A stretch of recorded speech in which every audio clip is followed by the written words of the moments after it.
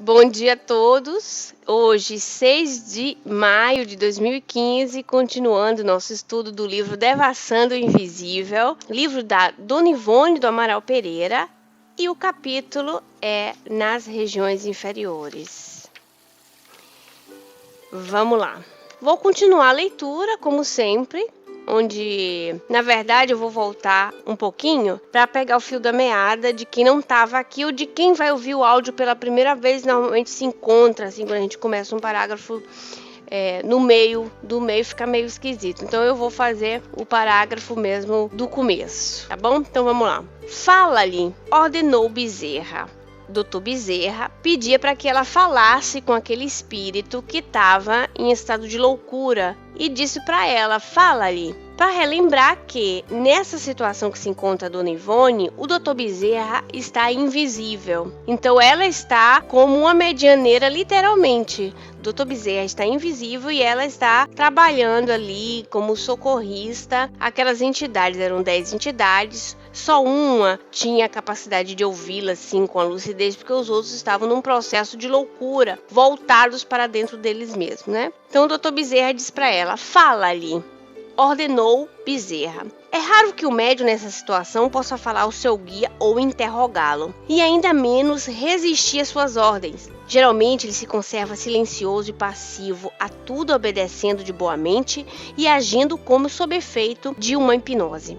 Acreditamos mesmo residir aí o segredo de certas atuações audazes dos médiuns no estado letárgico e até mesmo em vigília. O seu guia espiritual impõe-lhe a hipnose e o leva a agir com obediência passiva, tal como no fenômeno tão conhecido entre nós, em que o magnetizador dá uma ordem ao sujeito e é obedecido, às vezes um mês ou mais após o comando transmitido no transe hipnótico. Ela faz uma comparação com o transe hipnótico, que é esse comando podemos dar. Já vimos N vezes em televisão hipnotizadores que dão certos comandos e as pessoas ficam como num transe e obedecem aquilo ali. Se usa muito em terapias, isso, somente com que lidam com esse tipo de trabalho, como a hipnose, terapias de vidas passadas. Eles dão um determinado comando e numa questão de reeducação, né? Na verdade, o objetivo é uma reeducação mental da pessoa. Esse comando nós também podemos dar com aquela autossugestão. Nós estudamos no livro dos médiuns o que o pensamento da gente é capaz de fazer. Como o nosso pensamento ele é plástico, né? Ele é modelável. Nós podemos, através do próprio pensamento, modelar circunstâncias de bem-estar e de mal-estar. Mas aqui, especificamente, a Dona Ivone fala sobre o comando do guia aos médiuns quando eles estão, seja em estado letárgico, seja em estado de vigília. Situações audazes em que o médium intervém. Vocês já passaram por situações parecidas? A Dona Ivone sim. E tantos outros que podem contar para nós que muitas vezes intercederam em situações que se eles estivessem em sã consciência, esse sã consciência eu boto entre aspas, eles não teriam coragem de agir, de atuar, de interferir, de falar ali na hora certa. Então é como se tomasse através desse comando aquele empurrãozinho certo para agir no bem, isso também no mal, isso também sob a influência dos espíritos infelizes. Mas graças a Deus nosso assunto aqui é voltado para a intenção de Dr. Bezerra de colocar a Dona Ivone numa situação de socorrista. Será, pois, o médium, principalmente no estado letárgico, um automato, servindo ao verdadeiro servo do amor.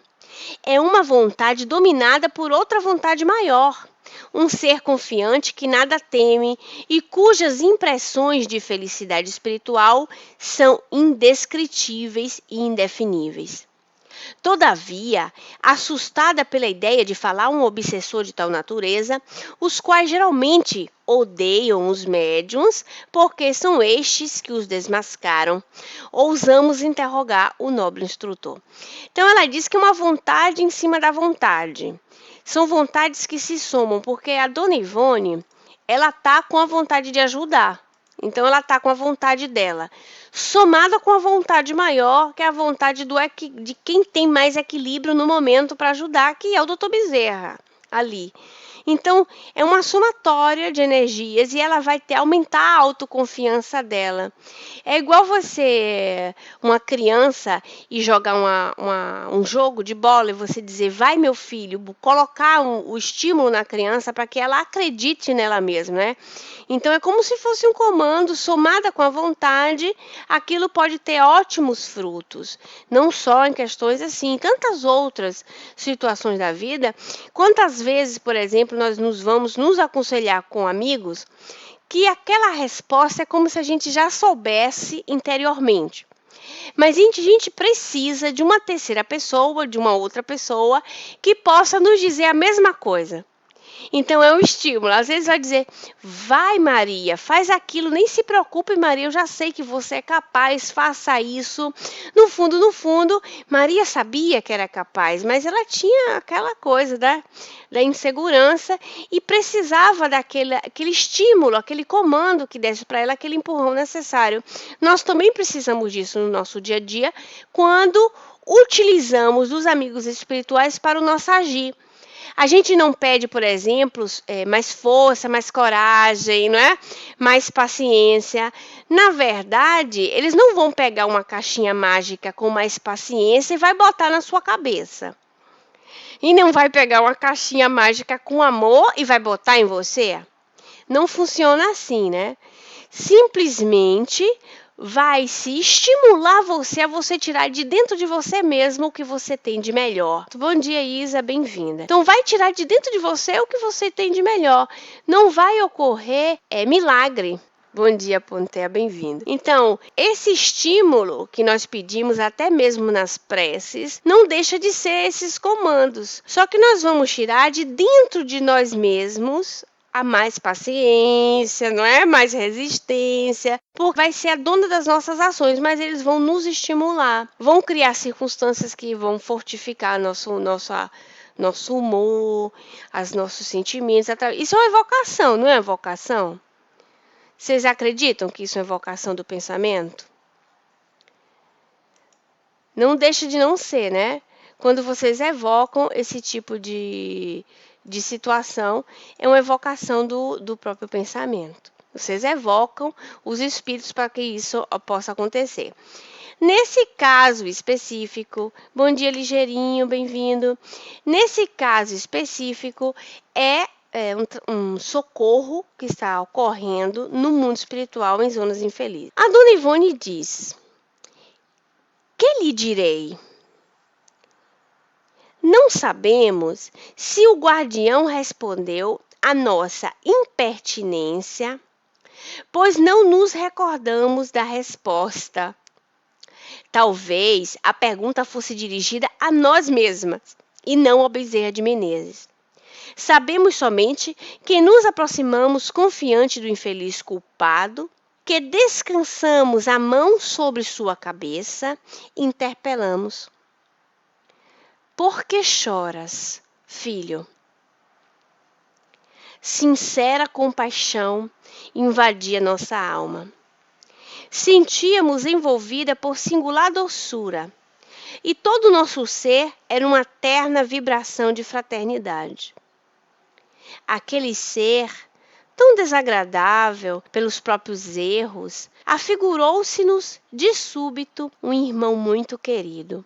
Uma criança ignorante e infeliz, a quem devíamos proteção e amor. Mas estamos convencida de que tais sentimentos e impressões mais não seriam do que os amorosos reflexos da superioridade moral do dedicado instrutor, que de nossas faculdades se utilizava para destilar o consolo e a esperança no ânimo apoucado do pecador. Então, ela está exatamente agindo como médium.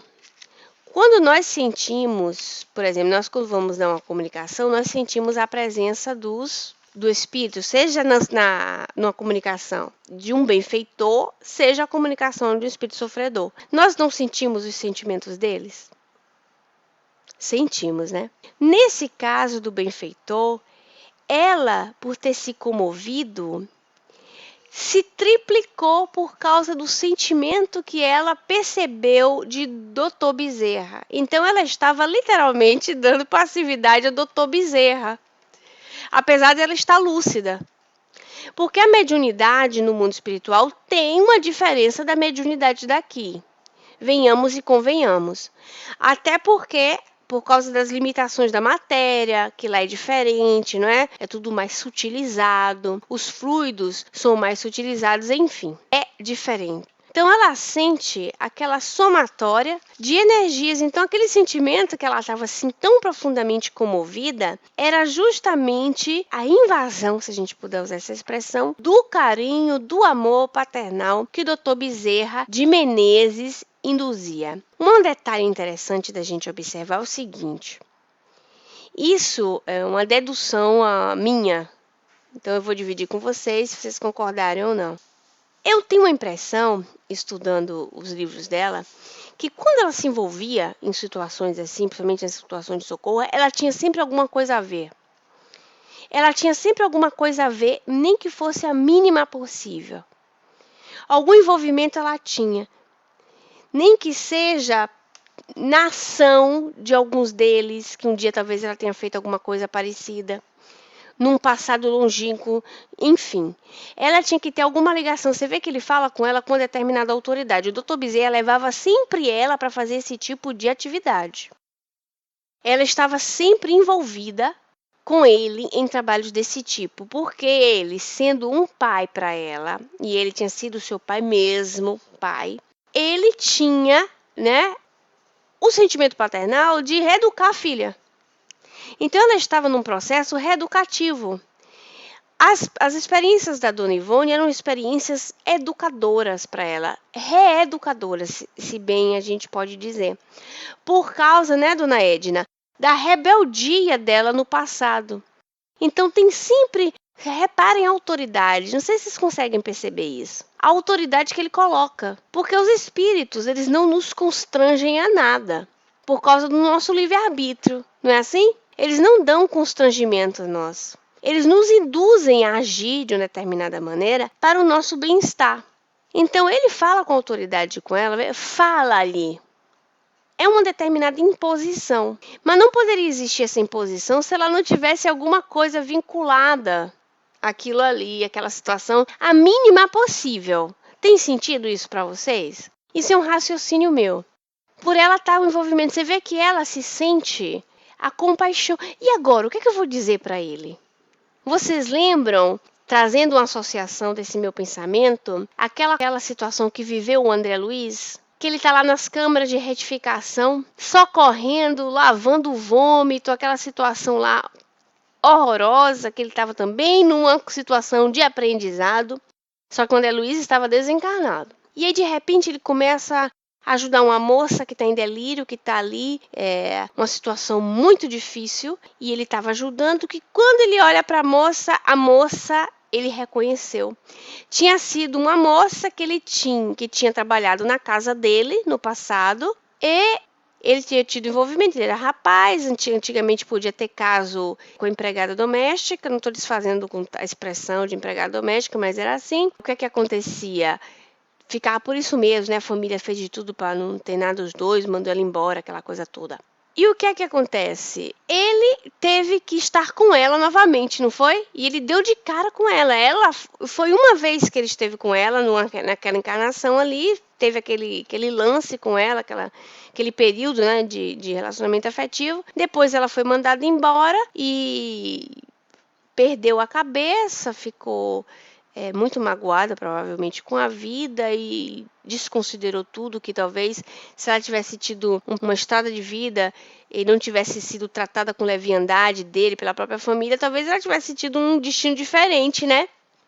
Já pensou se tivesse ficado com ela, quisesse bem a ela, não tivessem preconceitos sociais e casassem, talvez ela tivesse tido um destino diferente. Talvez ele mesmo, tendo contato com pessoas mais humildes, tivesse um destino diferente. Mas a coisa encaminhou por outro lado. E o que foi que aconteceu? Ele se endividou com ela, né? Porque foi uma lesão afetiva que ele fez. Os que a gente fez, que nós fizemos, não fica escondido, nada fica escondido, né? Fica tudo registrado. Um dia, claramente, nós vamos ter possibilidades de refazer caminhos como todos eles têm. Mas eu tô querendo dizer assim para vocês, que nós não caímos de paraquedas em nenhuma situação. Eu acho isso assim muito curioso. Você, não vou nem falar nada. Não vou nem falar. Então a gente não cai na vida de nada com ninguém de paraquedas. Nós estamos, de uma maneira ou outra, vinculados, nem que seja por simpatia de sentimentos. Lembra da história dos espíritos simpáticos? Eu acho que as perguntas 500 em diante, lá do livro dos espíritos. Os espíritos simpáticos são aqueles que se associam conosco por alguma coisa em comum. Na verdade, os vínculos encarnatórios também estão associados a simpatias. E essa simpatia aí não é restritamente o que a gente entende no popular de alegria, de amizade, de carinho, né? Pode ser por outros caminhos também. Com os espíritos, muito mais. Por quê? Porque estando livres do corpo material, vai criar um vínculo muito mais forte através dessa simpatia dos sentimentos. Então, vamos lá. Ouvindo-nos, voltou-se aquele e respondeu, já agora com humildade e desânimo.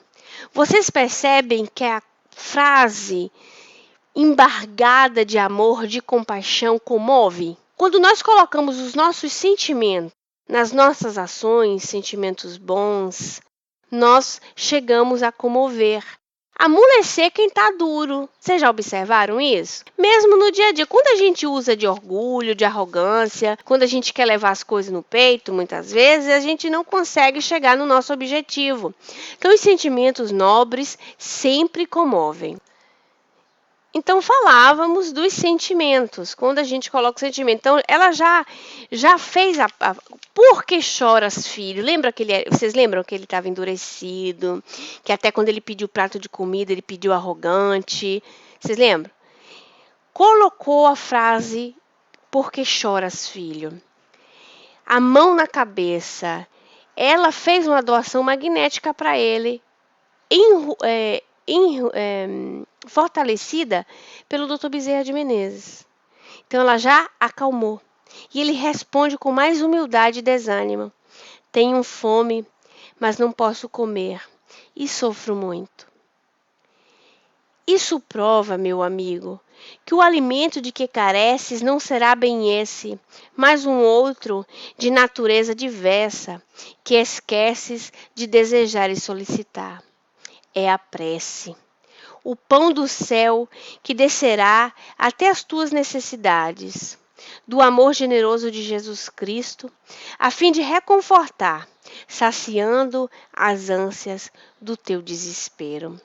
Vocês lembram que há 2 estudos atrás eu tinha falado que essa fome, que era muito claro que era uma fome de Deus, que era uma fome de estar em comunhão com Deus. Como o seu pensamento estava totalmente, coitado, enlouquecido, ele não conseguia achar a chave de conexão para estar com Deus. A Dona Ivone está pessoalmente fazendo aquilo que nós fazemos em reuniões mediúnicas. Esses estudos são preparos maravilhosos para as reuniões mediúnicas, para sabermos como agir quando nós vamos ou quando nós estamos em situações que devemos conversar com os espíritos sofredores. Colocar amor no que se faz. Não só com o mecanismo, com aquela vontade de se ver livre do que se está fazendo, né? Como desobrigar-se, não. Mas o coração, o amor necessário para desenvolver esse trabalho. E a Dona Ivone está fazendo isso pessoalmente.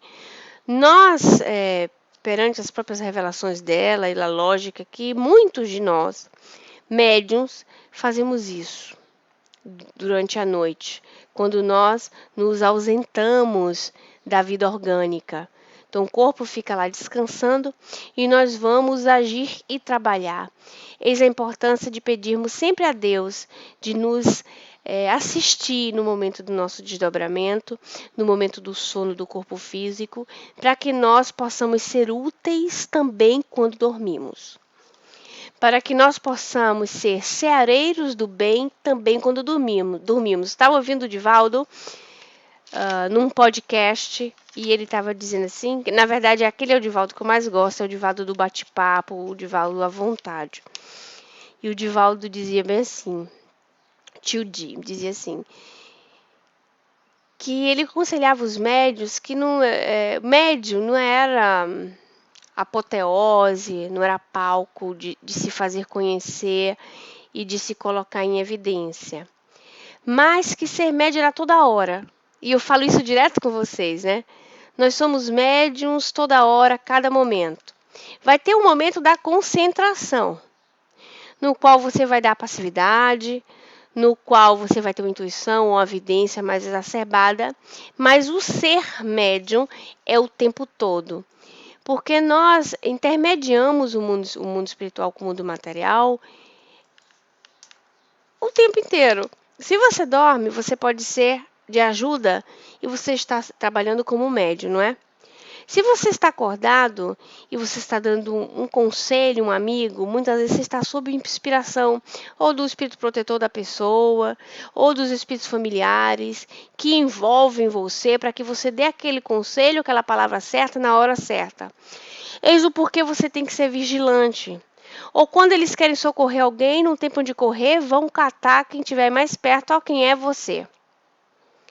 Então, nós somos médium, realmente, o Divaldo falando, e eu dizia assim, é isso mesmo, é isso mesmo, porque realmente o ser médium não pode nunca restringir o ser humano a estar numa mesa mediúnica. Porque muitas vezes você não é médium de mesa mediúnica, mas você trabalha de uma outra maneira. Você trabalha de uma outra maneira. Porque os espíritos estão atuando conosco muito mais do que imagineis. Eis a resposta.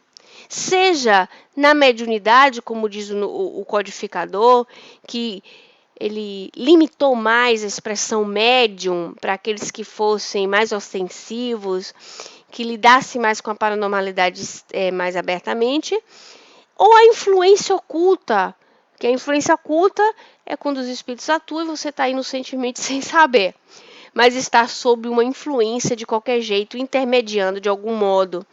Então é por isso que todos nós somos médiuns, porque todos nós, raros, né, que ele diz raramente, então a gente não sabe a proporção da raridade.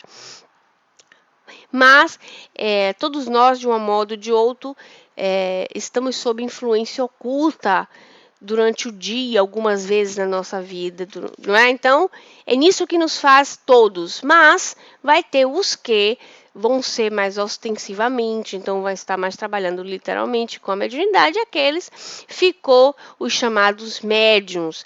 Mas no trabalho da prática, você observa que a influência oculta, ela é muito, muito, muito ostensiva também. Né? É curioso isso. E nos tempos de hoje, muito mais ainda. Dudu colocou para nós, sendo caridoso sem ter mediunidade ostensiva. Conheço alguns missionários que trabalham sua mediunidade no trabalho ao idoso, à criança, ao viciado. Esses são muitos bons médiuns, acho eu. E são mesmo, Dudu, porque muitas vezes não está ali psicografando, não está dando uma psicofonia nem nada, mas abraça o velhinho, vai dar uma conversa com o velhinho, às vezes incorpora e nem percebe. Intuitivamente, querem dizer, né? Um mentor, um parente, e a pessoa se sensibiliza mais, e aquela pessoa se sente tão assim, tratada com amor, com carinho, que é isso que está acontecendo aqui com a Dona Ivone. São sentimentos somados, são sentimentos que crescem, né? Então, você tem que estar realmente predisposto. Vocês lembram aquela resposta do Livro dos Médiuns ontem? Não sei quem estava aqui, mas era uma questão no capítulo 8 dos Lugares Assombrados, é a questão 13, se eu não me engano, que a resposta era o seguinte, Quer estar em companhia de espíritos bons? Seja bom. Faça o melhor bem possível, que a sua companhia vai ser a melhor. É questão de lógica, não é? Porque se assim não fosse, seria até injusto. Dado que a injustiça não existe, é só uma questão de percepção, é uma realidade. Então, melhor somos, mais cultivamos o bem. Isso não é um bem estereótipo para fora, mas uma coisa que você age mesmo do seu normal. Mais agimos no bem, mais de consequência você vai estar nas melhores companhias. E é nisso aí, né, Dudu, que nós somos médiums 24 horas. Seja no momento que estamos da vigília, seja no momento que nós estamos no momento do sono. E aqui continuamos. Não, esse pão eu não posso desejar. Sou um miserável, desgraçado demais para elevar tão alto os meus desejos. E a mim, certamente, seria negado esse pão. Quem lembra do que falávamos, que muitas as pessoas criminosas, as pessoas que estão no engano, elas se sentem incapazes de rezar. Porque a consciência delas diz para elas mesmas, entre elas com elas mesmas, sim, que elas não são merecedores nem de si elevar o pensamento a Deus. Então eles não rezam. No nosso cotidiano, vocês vão encontrar N pessoas que vão dizer assim para vocês assim: ore por mim. Ore por mim porque você tem mais força. Outros supersticiosos vão dizer: ore por mim porque você tem amizade com os espíritos. Porque muitas vezes se sentem incapacitados de orar. Nós vamos orar pelas pessoas, mas sempre digam a essas pessoas: vocês são capazes, porque vocês são deuses. Podeis fazer o que fazia o Cristo e muito mais. São palavras do Cristo e o Cristo nunca mentiu. Não tem uma frase do Cristo que hoje você diz assim: sei não, hein? Não tem nenhuma. Todas as frases e as colocações do Mestre são reais, são verdadeiras. Então, nós podemos orar pelas pessoas? Claro, devemos. Nós podemos dizer: vamos orar agora. Eu vou orar por você agora. Pense aí em você mesmo, que nós vamos orar agora. E não a gente dizer assim: tá bom, eu vou orar, para poder ficar livre logo da pessoa. E ela continua.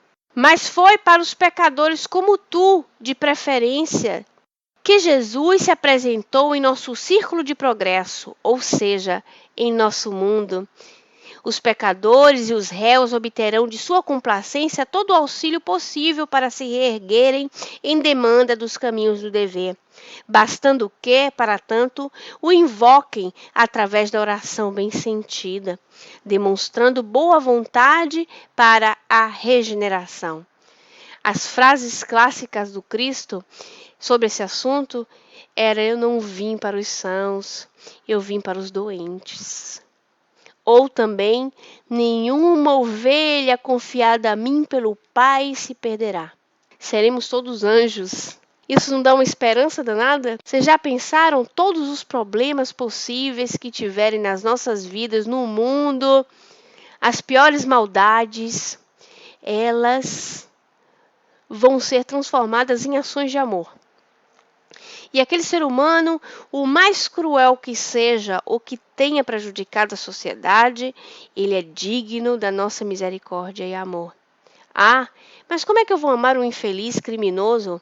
Como é que eu vou amar um estuprador? Eu vou amar um assassino, um pedófilo, aquilo que seja, um traficante de drogas? Pois bem, ame ao Cristo e faça por ele. Porque se Jesus diz: nenhuma ovelha minha se perderá, e diz para você que você tem a capacidade de fazer o que ele fez, por que é que a gente vai cruzar os braços e vai cuspir no rosto do nosso irmão?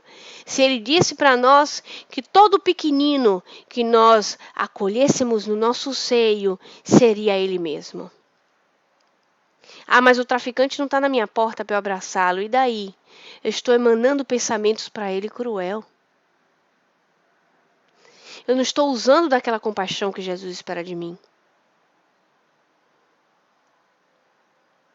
Seja quem for, Porque muitas vezes nós nos compadecemos pelas vítimas.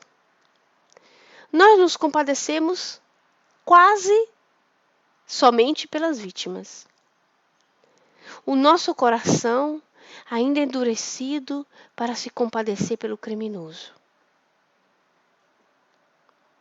O nosso coração ainda não chega no criminoso.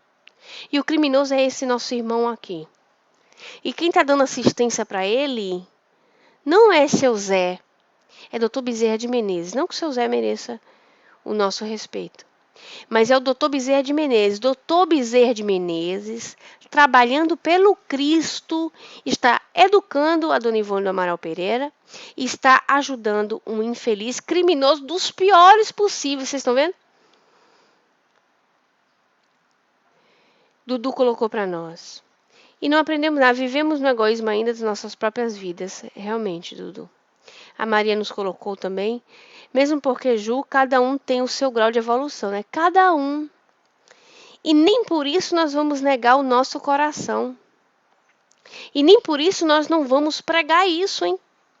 Porque nós corremos o risco de sermos omissos. Com aquela conversa mole de que a gente tem que ser caridoso, a gente está entendendo a caridade totalmente errada. Nós podemos chamar o nosso irmão da parte, como disse Jesus, chama o teu irmão da parte, só vocês dois escondidos e converse com ele. E nós podemos esclarecer nosso irmão que está no erro. Nós podemos. E se muitas vezes nós não nos sentimos à altura de fazer, capítulo 10 do Evangelho segundo o Espiritismo. Podemos fazer e devemos fazer. Ah, porque fulano pode fazer o que quiser, seu livre-arbítrio. Pois é, né? Fulano muitas vezes está errando na sua ignorância e você está errando na omissão. Porque você poderia abraçar fulano e tirá-lo da ignorância. Mas você prefere não brigar com fulano. Ou você prefere deixar para lá fulano. Ah, deixa para lá, a vida vai mostrar para ele. A omissão também é um pecado. Nós nos omitimos com a capacidade que temos de levar a palavra do bem, de cultivar o bem, também errar. Vocês lembram lá na escala espírita? Os espíritos neutros, eles são neutros por quê? Eles nem faziam bem, nem faziam mal. Mas não tem uma pergunta do Livro dos Espíritos que nos diz o quê? Não fazer o bem é já o mal. Isso serve de reflexão. A dona Edna disse ali pra gente, temos em cada um de nós a centelha divina. E Jesus disse, vós sois deuses. Sim. Porque nós podemos doar de nós mesmos, porque é uma questão de perspectiva. Por exemplo, eu sou um espírito inferior, e muito. Mas acima de mim tem, assim, uma infinidade de entidades muito, mas anos-luz acima de mim. Mas será que abaixo de mim não tem ninguém que eu possa trazer educação? Não tem ninguém que eu possa ajudar com alguma coisa de bom para poder levar essa pessoa? Será? A Dona Ivone não é uma pecadora? A Dona Ivone não teve encarnações de erros? E nós sabemos pela sua biografia? E ela não está aqui agora trabalhando? Ela não está falando com a ascendência moral com o nosso irmão? Está surtindo efeito? Tá. Você sabe por que está surtindo efeito? Por causa da ascendência moral dela. Ela é melhor do que ele, nessa condição aqui, quero dizer. E ainda sob influência do Dr. Bezerra. É a ascendência moral. No trato com os espíritos, nós podemos ter ascendência moral. E nós devemos ter. Porque quando o nosso irmão ficar batendo o pé no chão e gritando, dizendo que vai matar, acontecer, você vai envolvê-lo com tanto amor e dizer, meu irmão, a morte não existe, você só vai se endividar cada vez mais. Tende misericórdia da vida. Ah, mas eu odeio. Tudo bem, não faça por ele, faça pelo Cristo que te ama e que espera de ti tanto. E que Jesus tem certeza, meu irmão, que você é uma flor de luz. E que ele sabe a sua potencialidade. Esqueça. Você não tem a capacidade de perdoar agora? Bote uma pedra em cima. Projete-se no futuro. Projete-se no amor, você é capaz. Mas como dizer isso para o nosso irmão sofredor se a gente não está tentando? Porque a gente pode até não ter superado a questão, tudo bem. Mas a gente tem que estar tentando, que é para dizer, olha para mim, eu estou tentando, viu? Eu posso falar com você? Eu estou tentando. Eu posso até não ter superado, porque ele há de dizer, mas você tem um peso contra fulano. Pois é, meu irmão, eis a minha dificuldade, eu estou tentando.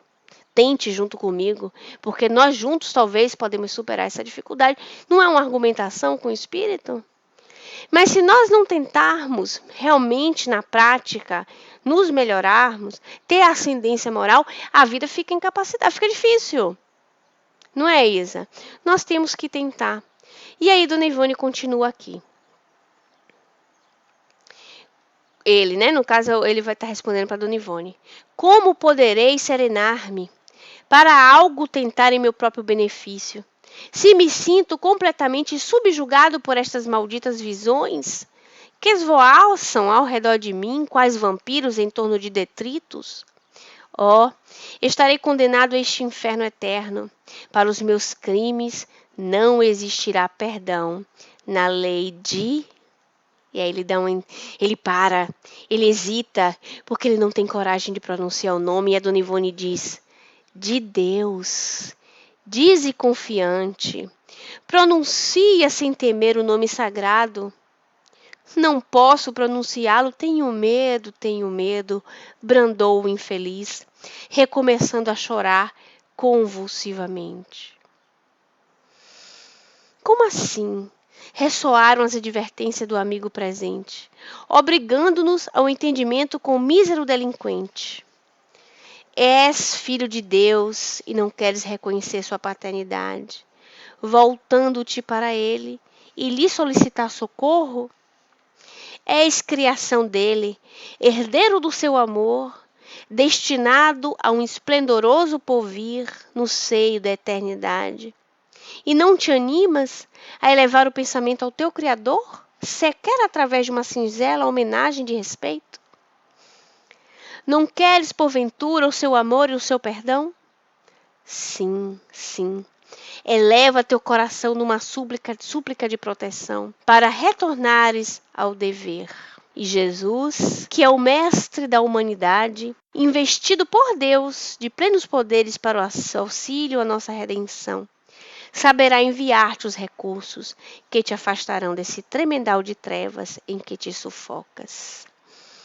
Olha aqui, que argumentação, né? Que palavras de consolação que a Dona Ivone trouxe para esse nosso irmão. Porque não é verdade. Não podemos nos aproximar de Deus. Teremos essa capacidade. Isso é tão forte, essa colocação. Esse dia de hoje não se sabe o porquê. Ouvindo nesse momento o que o Dr. Bezerra, através da Dona Ivone, está transmitindo. Nós somos ou não somos capazes de pronunciar o nome de Deus? Nós podemos estar, sim, secularmente vinculados ao erro, ao ponto de não nos humilhar perante ao Pai. A parábola do filho pródigo retrata justamente isso aí. Porque o filho, por mais que tivesse ali comendo o que os porcos comiam, e isso era uma simbologia imunda para um hebreu na época, porque os porcos eram animais imundos. E mesmo assim, ele disse, peraí, eu tenho um pai, e eu vou voltar para ele, porque meu pai era bom. E meu pai não vai negar uma acolhida e um pão ao seu filho. E ele vem humilde, se apresentando para o pai, com a proposta de se colocar como empregado, não mais como filho. Viver ali, nem que fosse como empregado do próprio pai. E o pai como está? O pai está no meio da rua, ali, esperando o filho chegar.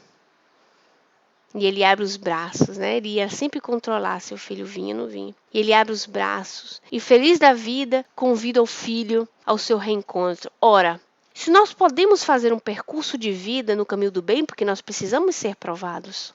Nós precisamos das reencarnações, mas não é dito que nós temos que cair nos erros para que aquelas provações se transformem em expiações. O problema todo é que nós caímos e fizemos isso. Nós seguimos um caminho muito mais comprido que poderíamos chegar com muito mais facilidade através das provações. Mas nós caímos por nós mesmos, por nossa culpabilidade, pelas paixões, e nós temos que voltar para o caminho certo para ficar sendo provado e não sendo expiando pelas dores, nas quais nós geramos nos outros e muitas vezes em nós mesmos. É um exemplo assim do que a Dona Ivone está colocando para o nosso irmão agora. Recalcitrante, prostou-se de joelhos, abatido por lágrimas cruciantes que ecoavam em nossa sensibilidade mediúnica, com o travo de um arrependimento inconsolável, angustiando-nos penosamente. Não posso, não ouso, sou um réprobo que não merece a graça do perdão. Meu amigo, compreendo que fazes uma falsa ideia do perdão de Deus que concede às suas criaturas para retirá-las dos despenhadeiros do erro e do sofrimento.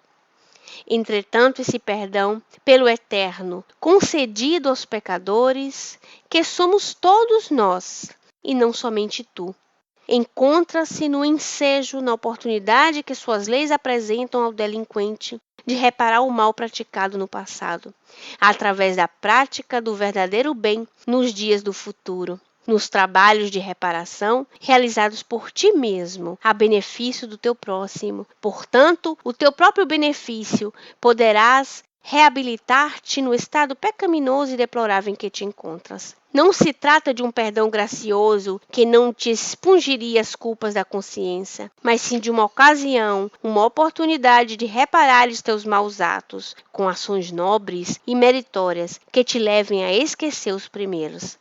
Trazemos-te, como sempre hoje, a certeza que possuis amigos que te auxiliarão com a maior dedicação nesse serviço de soerguimento a ti mesmo, para o culto do dever. Basta que eu os aceite de boa mente e os chame através do pensamento igualmente amorosos, fraternos e obedientes a Deus. Voltaremos a visitar-te em outra ocasião. Até lá, reflete melhor, para que nos seja possível um entendimento mais amplo e ao teu benefício.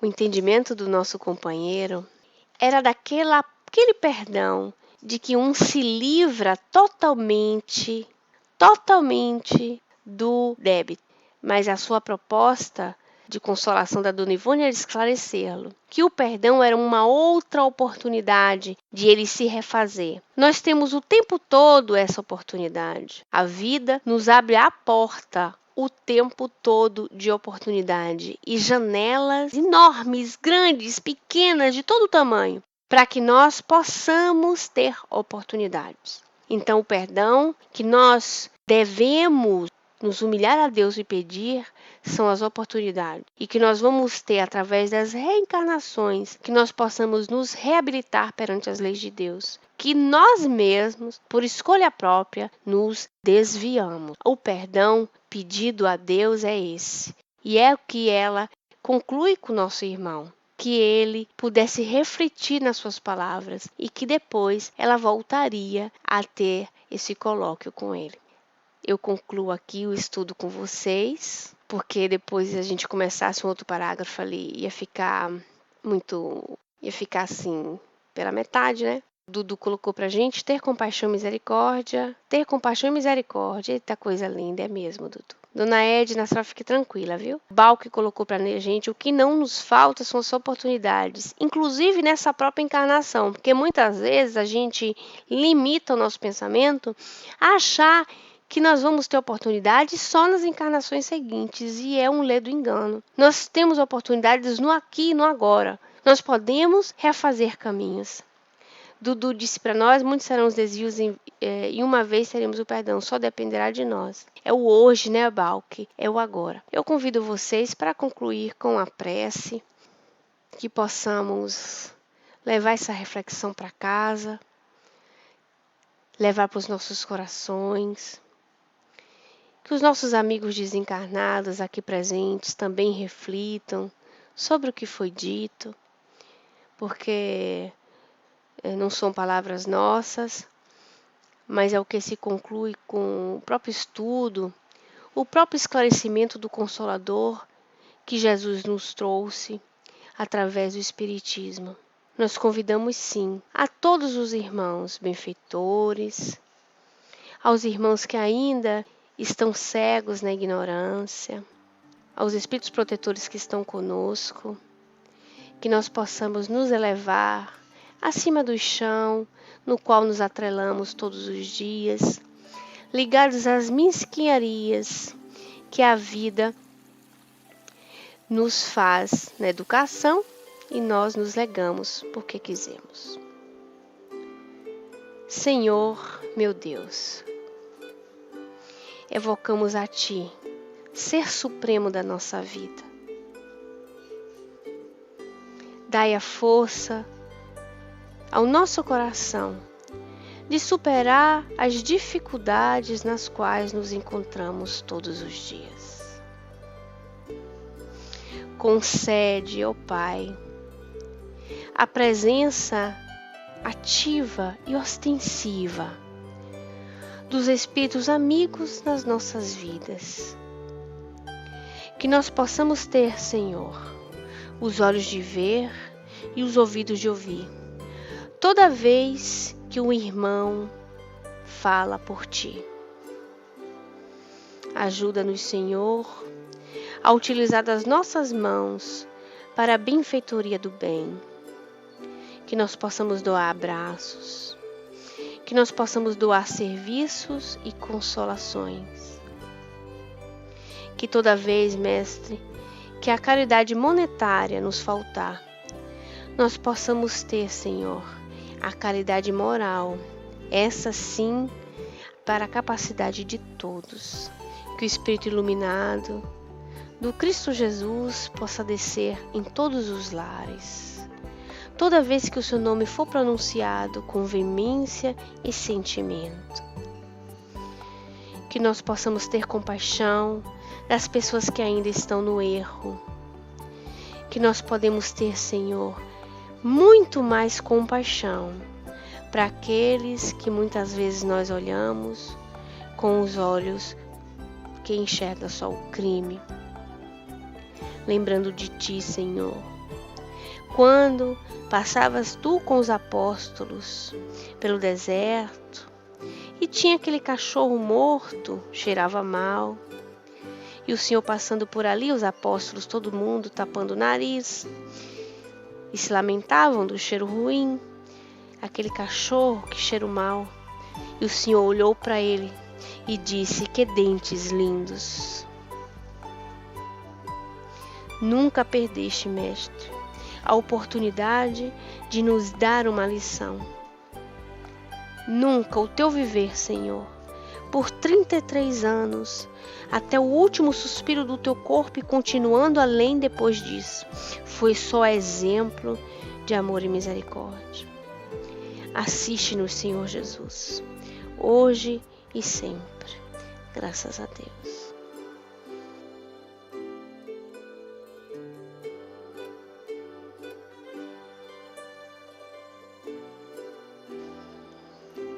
Graças a Deus, gente. Que Jesus nos abençoe. Até semana que vem. Um beijo para todos.